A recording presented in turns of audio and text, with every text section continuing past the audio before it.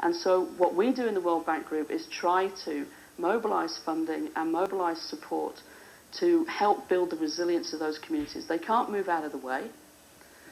Some will have to move out of the way in the next few years, and we're going to see migration increasing as a result of climate insecurity.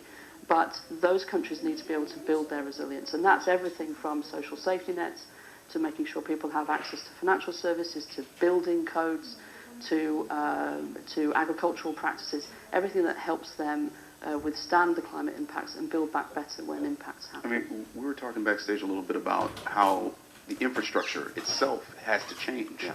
I think about a city like New Orleans. I mean, 10 years after Katrina, how is the infrastructure adapting to withstand potentially even more harsher threats now, 10 years later?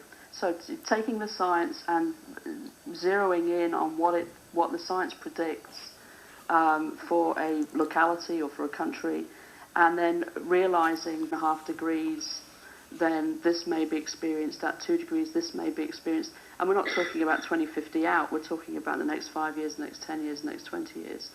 And that's all continuous change. I mean, planning for discontinuous change is a whole different ball of wax. So what you're seeing are cities, communities, thinking through, okay, so can we afford seawalls, or do we allow this part of the community to go back to the sea? Do we try to promote a saline economy, right? Because we're going to try to grow things in brackish water. That's the case for the Mekong Delta. You're seeing communities in the Pacific concentrating their populations onto certain islands because they can be protected there, and letting other islands go back to the sea. You're seeing mountain communities raising their crops up the mountainside in order to be able to be productive at different temperatures. And so